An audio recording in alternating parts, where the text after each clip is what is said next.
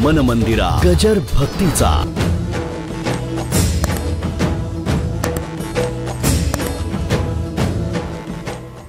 माणसाला जगावंसं तेव्हा वाटतं जेव्हा आपलेपणाची ओढ आहे, त्याला आपलेपणा ओढून घेतो. घराकडे जावंसं का वाटतं? घर मोठं आहे म्हणून, घर लहान आहे म्हणून, घर झोपडी आहे म्हणून नव्हे नव्हे. एखाद्या झोपडीत राहणारा ब्लॉक मध्ये नेऊन ठेवा, तो म्हणतो नाही मला झोप लागत नाही, मला माझ्या घरी जाऊ द्या. कुठे जातो तो? आपल्या घरी गेल्याशिवाय त्याला बरं वाटत नाही. ही वस्तुस्थिती आहे, कारण त्या घरामध्ये आपलेपणा आहे. घरामध्ये 10 माणसं निजली असली की नाही तरी आपली एक उशी असते.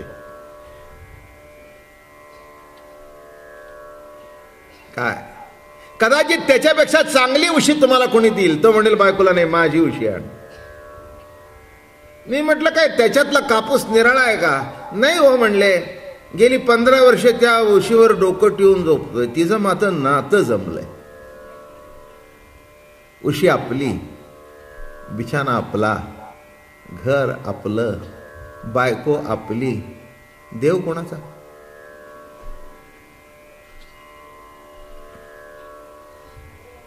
देव देवळातला. बरोबर सांगितलं. देव कोणाचा? देव देवळातला. देवळापुरता देवाचा संबंध. लक्षात ठेवा, असा कुठे परमार्थ होत नसतो. कदाचित परमार्थाची कृती होईल पण परमार्थ होत नाही. आपलेपणाची प्रतीती निर्माण झाल्याशिवाय तितकी साधी साधी गोष्ट सुद्धा आपल्याला जाणवते. आपलेपणा नाही तिथपर्यंत घरातला कचरा दिसत नाही. काही काही माणसं घरात अशी असतात, कचरा पडलेला सुद्धा त्यांना दिसत नाही, इतके समाधीत असतात. मग दुसरा असेल की नाही, तो येतो हे ते उचलतो, ते उचलतो, ते उचलतो, जाता जाता ते नीटनिटकं करतो, जाता जाता ती कब्बशी उचलून आतमध्ये नेईल, तिथे काय असेल तर नीटनिटकं करेल. याचं कळलं का? त्या व्यक्तीला, मग तो पुरुष असू दे नाही तर बाई असू दे, ती वस्तू ते घर आपलं वाटतं आणि आपलं आहे ते नीटनिटका असावं असं वाटतं. म्हणून ही कृती सहज घडते. ते करत नाही, ती आपलेपणातून घडते. नाही तर सकाळी पिलेला चहाचा कप संध्याकाळपर्यंत जागा सोडत नाही, तो सोडणारच नाही.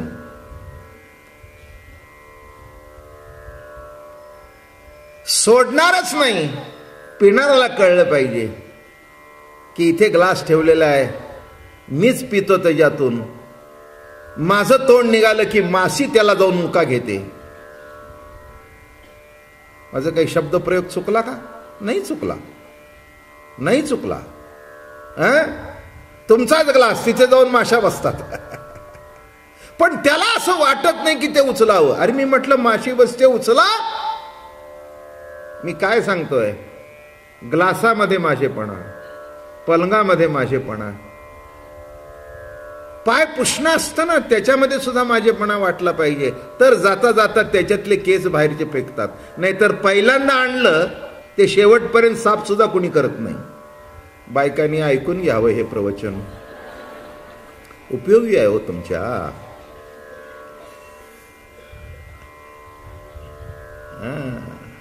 मी व्यवस्थित बायका बघितल्या आणि गबाळ ग्रंथी सुद्धा बघितल्या.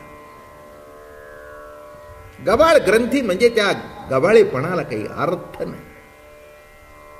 अलग लक्षात. गबाळ गबाळ जीवनच गबाळ होऊन जातं, शेवटी गाळ होतं, घाळ होतं. मराठी भाषा कळली का? शेवटी त्याच्यामध्ये आपण कुठे गहाळ होऊन जातो, आपलं आपल्यालाच कळत नाही. मी काय सांगतोय? आपलेपणा, आपलेपणा, आपलेपणा वाटल्यानंतर काय त्याच्यातला आनंद आहे, काय त्याच्यातलं कौतुक आहे. म्हणून गोकुळातले लोक, गोकुळातली जनता, गोकुळातल्या गवळणी, गोकुळातले गोपाळ, गोकुळातल्या गायी, गोकुळातले दगडधोंडे, गोकुळामध्ये वाहणारं यमुनेचं पाणी, त्या प्रत्येकाला वाटत होतं की कृष्ण माझा आहे आणि त्या वस्तू नाही वाटत होतं, कृष्ण आमचा आहे. कृष्णाला वाटत होतं यमुना माझी आहे. आणि त्या आपलेपणामधून जे घडलं ते कृष्ण चरित्र. हो, कौतुक आहे कृष्णाचं. गाई आपली वाटली नाही का? हो, जनावर सुद्धा आपली वाटणं हे महत्वाचं आहे. पण काही काही माणसांना जनावरच आपली वाटतात, माणसं आपली वाटत नाही. त्याला काय करावं? आश्चर्य नाही का? एका माणसाचं आपल्या कुत्र्यावर फारच प्रेम होतं. म्हणजे माणसापेक्षा त्या कुत्र्याचं कोडकौतुक तो जास्ती करायचं. शेवटी मी म्हणलं, अहो तुम्ही माणसांना हडक फडक हाड करताय आणि कुठच्याला जवळ करताय. म्हटलं माहिती नाही आहे, तो फुकट आलेला आहे, याला 10,000 दिलेत. कुत्र्याला 10,000 दिलेत. म्हटलं एक माणूस विकत आणून दाखव ना राजा. लक्षात घ्या, आपलेपणा. कृष्ण भगवंताला गाई आपली वाटली, त्यातला गोठा आपला वाटला. प्रत्येक कर्म तो आवडीने प्रेमाने करत होता. आणि म्हणून सर्व गोकुळवासी वृंदावनवासी त्या काळामध्ये जे जे त्याच्या जवळ आले त्यांना तो आपला वाटला. हे बघा, विरोधातून जवळ जे आले ते सुद्धा त्याच्याशी एकरूप झाले. काय प्रेम आहे हो, नाही का? विरोधातून आले. महाराज म्हणाले, स्नेहे द्वेषे अथवा वैरे दृढ ध्यान जेणे होय. स्नेहाने असू दे, द्वेषाने असू दे, वैराने असू दे, जे जवळ आले ते जवळच राहिले. आणि म्हणून भगवंतांनी ठरवलं की सर्व काही घडलं, आता सर्व लीला घडल्या, आता ह्यांना आपल्याशी एकरूप करून टाकावं, अशी रासलीला करूया. तर का काल आपण कुठपर्यंत आलो होतो? गोवर्धन, गो इंद्रियांचं संवर्धन. गो इंद्रिय, गो म्हणजे इंद्रिय. कोणीतरी काल प्रश्न विचारला मला प्रवचन संपल्यानंतर. गो म्हणजे इंद्रिय आणि गो म्हणजे वाणी. दोन अर्थ आहेत. गो म्हणजे इंद्रिय. चला, विचारलं तर पुन्हा एकदा केव्हा तरी सुरुवातीला सांगितलं असेल. गो म्हणजे इंद्रिय, गो म्हणजे गाई. गाईला वळवणारा गोवळ. तसं इंद्रियांना जो वळवतो तो गोवळ.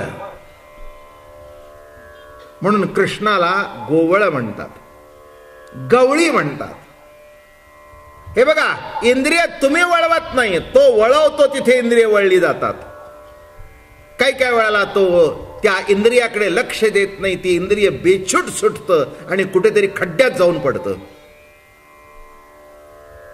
म्हणून गाई वळवणाराचं लक्ष त्या गायावर लागतं. तिकडे गेली, तिकडे गेली, तिकडे गेली, तिकडे गेली, बरं का? तसं गो इंद्रिय जो वळवतो, डोळ्यांना वळवतो, दिसणं प्रगट होतं. कानांना वळवतो, ऐकणं प्रगट होतं. पायातून शक्ती देतो, चलन प्रगट होतं. ही सगळी ईश्वरी सत्तेची तो जो गोवळ आहे त्याची लीला आहे. मग गो इंद्रियांचं जो पालन करतो तो गोपाल.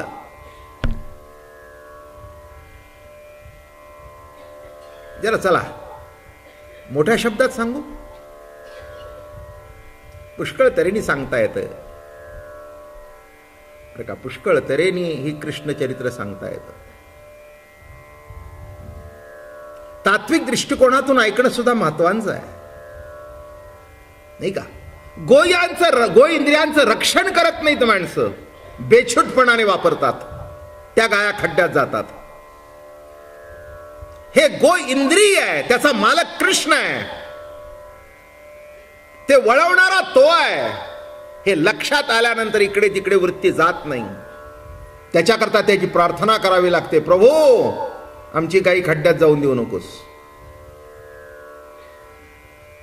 लक्षात ठेवा, देवाचं गाईवर इंद्रियावर लक्ष आहे म्हणून कंट्रोल आहे, नाही तर पावलोपावली जोडे खाल रस्त्याने चालताना सुद्धा.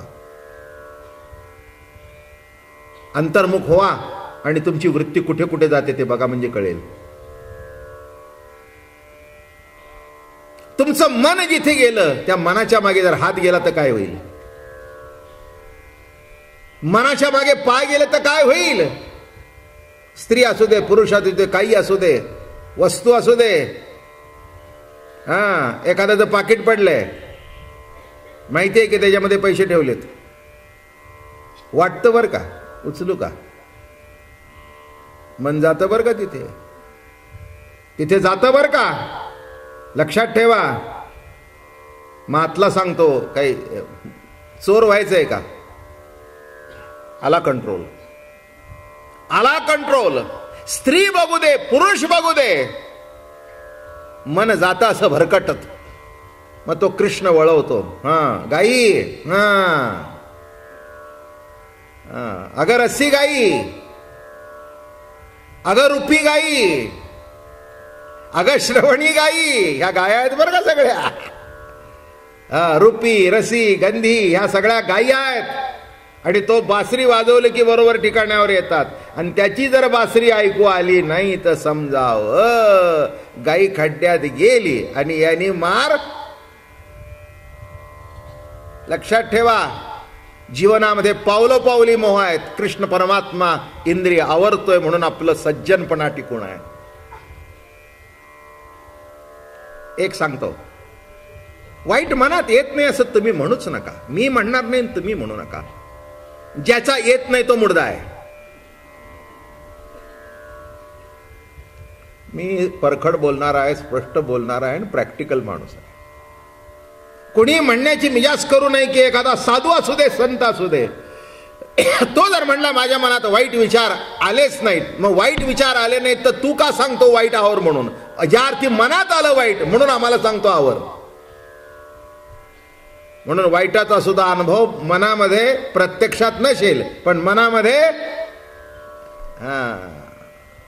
मी का सांगतोय, जरा पुढे सरकायचं आपल्याला. योगी लोक इंद्रिय आवरतात पण मन आवरता येत नाही.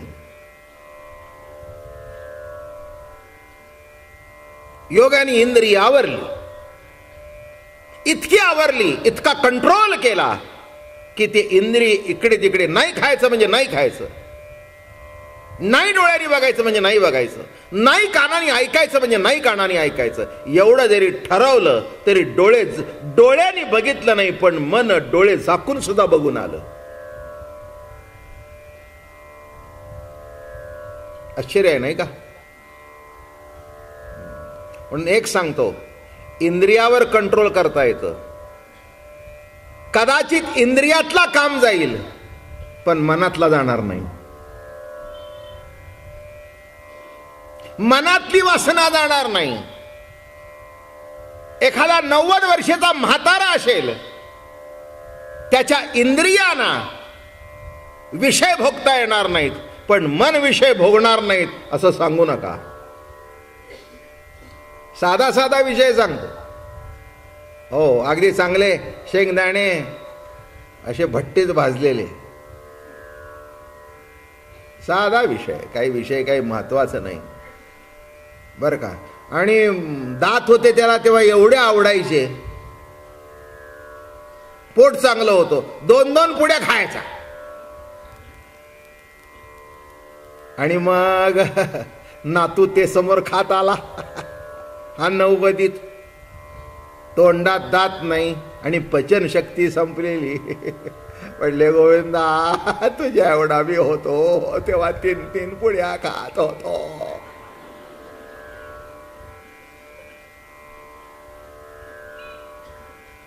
नाही रे म्हणले, आता काही खाल्लं तर लवकर वर जाईन म्हणून खाणार नाही, पण मन गेलं नाही. मन गेलं नाही का सांगता? म्हणून लक्षात ठेवा, ऋषी मुनी इंद्रियाने काम आवरला पण मनातला काम गेला नाही. तेव्हा त्यांनी ठरवलं की मनातला काम जायचं असेल तर गोकुळामध्ये गोपी होऊन यावं. मन मंदिरा गजर भक्तीचा